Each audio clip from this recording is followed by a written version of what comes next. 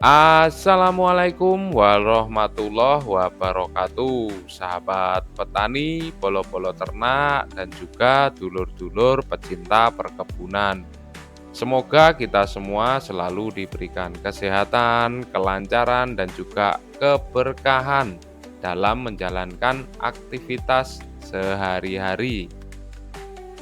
Hari ini tanggal 20 April 2025. Bang Bekicot akan coba cek hasil tanam kita kemarin, sahabat. Biji kacang panjang yang sudah kita panen kemarin, kita tanam lagi. Dan ini dia hasilnya. Lumayan seger-seger juga ya. Dan pastinya kemarin sebelum kita tanami, kita olah dulu tanahnya, dikemburkan dulu. Dan Bang Bekicot kasih sekam padi. Nah, untuk sekam padinya itu, sahabat, bisa difermentasi dulu atau direbus dulu. Ini bertujuan untuk mengurangi jumlah patogen dan hama yang mungkin ada dalam sekam padi, sehingga lebih aman untuk digunakan. Kenapa pakai sekam padi? Ya, karena bahan ini tersedia di sekitar rumah Bang Bekicot, sahabat. Misalkan kalian mau pakai campuran yang lain juga boleh, seperti kokopit atau serbuk serabut kelapa. Kalau masih sulit cari bahan ini, sahabat bisa gunakan juga kompos organik, misalkan limbah rumah tangga, atau juga bisa pakai pupuk kandang, sahabat. Dan tentu bahan-bahan ini harus difermentasi dulu ya.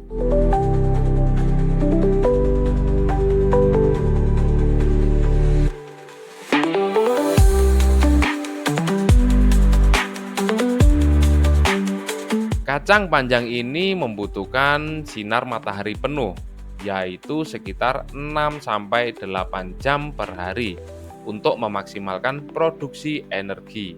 Jika sahabat tanamnya di samping rumah seperti Bang Bekicot ini, kita sarankan untuk membuat lanjaran yang lebih tinggi.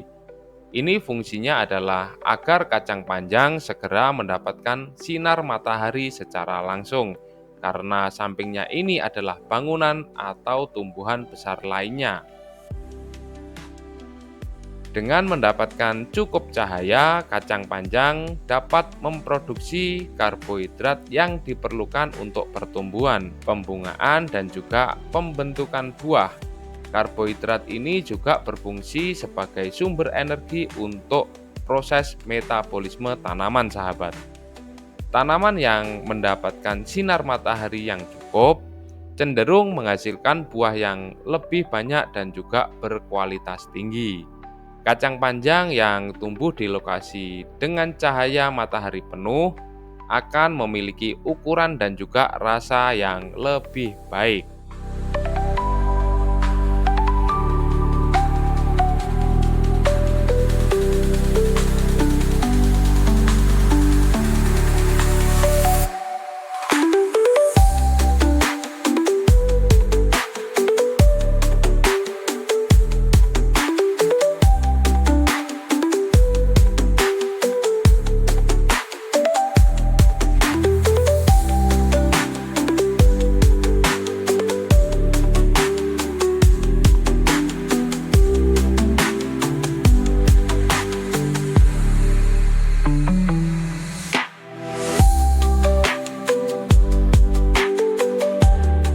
Jika kalian menanam langsung di tanah, buatlah bedengan atau lahan dengan kedalaman sekitar 20-30 cm.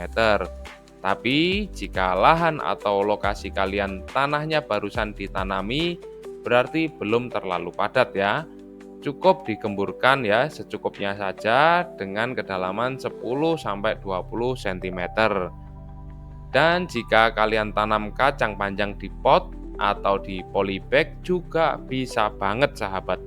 Asalkan pot atau wadahnya cukup dalam dan juga besar untuk memberi ruang bagi akar tanaman agar berkembang.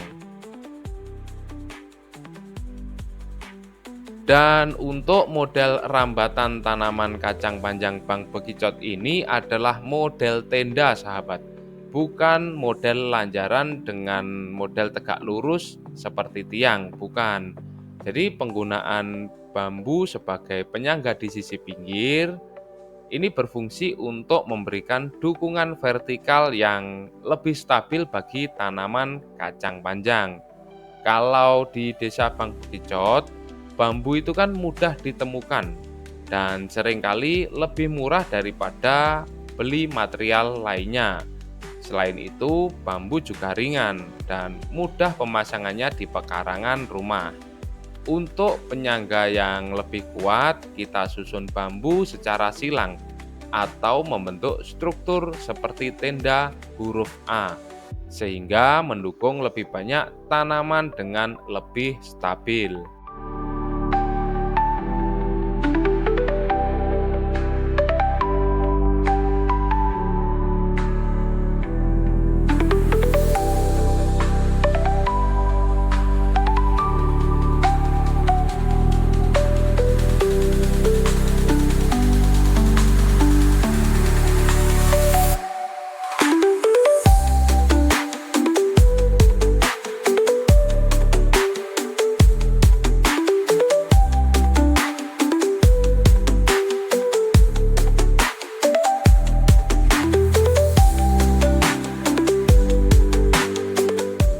Setelah bambu terpasang sebagai penyangga di sisi pinggir, tali atau benang di bagian tengah ini berfungsi sebagai saluran bagi tanaman untuk merambat.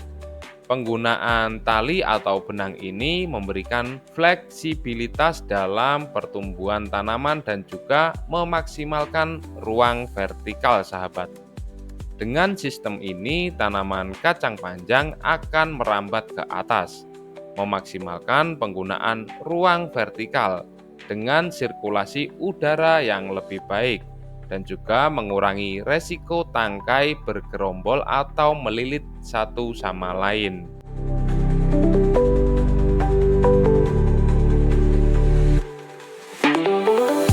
Untuk tali sahabat, bisa gunakan tali nilon atau sejenisnya ya. Ini bisa menjadi pilihan karena kuat dan juga tahan lama.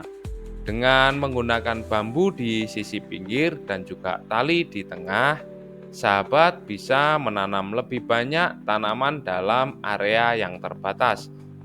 Ini sangat efektif untuk kebun rumah yang kecil atau kebun vertikal. Tanaman yang dirambatkan secara teratur lebih mudah dirawat pastinya, karena sahabat bisa lebih mudah mengakses bagian bawah dan juga atas tanaman untuk menyiram, memupuk, dan juga waktu panen atau pemetikan. Jika tanaman mulai terlalu padat, nanti kita akan memangkas sebagian batang atau daun yang tidak perlu sahabat, untuk memberi ruang lebih banyak cahaya dan udara. Ini akan membantu tanaman berkembang dengan lebih baik.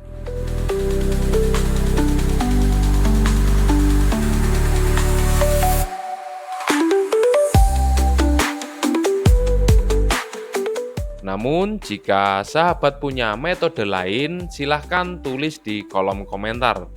Barangkali bisa menjadi ide atau inspirasi baru untuk kita semua. Itulah kegiatan Bang Bekicot hari ini, sahabat. Semoga video ini bisa menghibur di sela-sela aktivitas sahabat semua. Wassalamualaikum warahmatullahi wabarakatuh dan salam ijo royo royo.